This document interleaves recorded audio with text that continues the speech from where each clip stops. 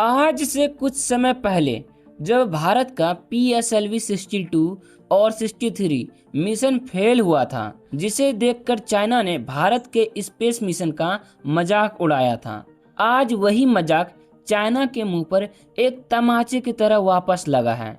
दरअसल चाइना ने अपनी बड़ी बड़ी डिंग हाँकते हुए अपना सबसे पावरफुल लॉन्ग मार्च 7A रॉकेट लॉन्च किया और इसका मकसद था अपनी भारी भरकम चाइना सेट 4B सैटेलाइट को स्पेस में स्थापित करना। चाइना की आदत है खुद को स्पेस का किंग दिखाना, और जब भी भारत का कोई मिशन फेल हो तो सोशल मीडिया पर भारत का मजाक बनाना। उन्होंने सोचा था कि इस लॉन्च से वो दुनिया पर रौब जमाएंगे, लेकिन लॉन्च के कुछ ही मिनटों के बाद चाइना का वो करोड़ों का लॉन्ग मार्च 7A रॉकेट हवा में ही धराशायी हो गया और चाइना सेट 4B सैटेलाइट अंतरिक्ष में पहुंचने के बजाय कचरा बन गई। जिस रॉकेट का ढिंढोरा पूरी दुनिया में पीटा जा रहा था, उसकी पहली ही टेस्ट फ्लाइट में धज्जियां उड़ गई। नेक्स्ट अपडेट है रशियन क्रूड ऑयल को लेकर।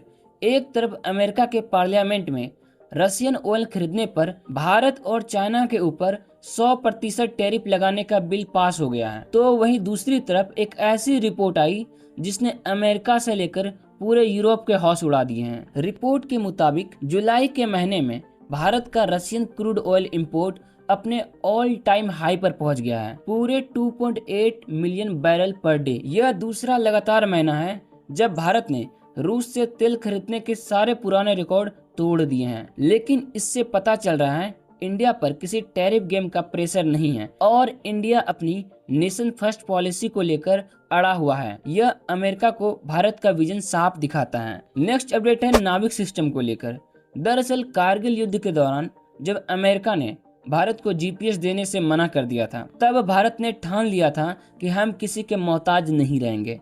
और जब भारत ने अंतरिक्ष में वो कर दिखाया जिसने अमेरिका के GPS और चीन के बाइडू सैटेलाइट सिस्टम की रातों की नींद उड़ा दी है। भारत अपने नाविक नेविगेशन सिस्टम को 4 नए नेक्स्ट जनरेशन सैटेलाइट और 100% स्वदेशी रुबिडियम एटॉमिक क्लॉक के साथ रीलॉन्च कर रहा है। पहले ये एटॉमिक क्लॉक विदेशी हुआ करता था जो खराब हो जाते थे, लेकिन अब भारत ने खुद का nano second accurate atomic clock बना लिया है, यानी अब zero foreign dependency. Next update को सुनकर आपको काफी ज्यादा खुशी होगी, लेकिन पाकिस्तान खून के आंसू रो रहा है, क्योंकि आज बलूच नेताओं ने खुलेआम ऐलान कर दिया है happy independence day Republic of Balochistan. Media reports और बलूच मूवमेंट के दावों के मुताबिक बलूचिस्तान के स्वतंत्रता सेनानियों ने इस बार सिर्फ झंडा और राष्ट्रगान ही नहीं जारी किया, बल्कि दावा किया है कि राज्य के 85% इलाके और खदानों पर उनका कब्जा हो चुका है। 11 अगस्त 1947 को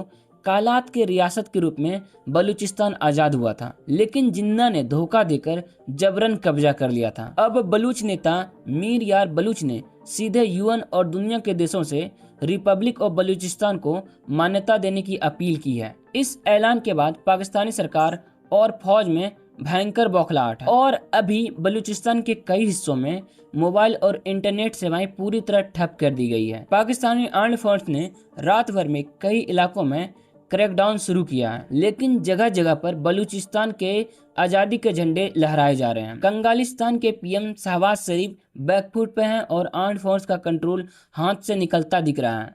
खैर, आपका इस पर क्या मानना है कमेंट में जरूर बताएं और वीडियो को लाइक करके चैनल को सब्सक्राइब जरूर कर लीजिए।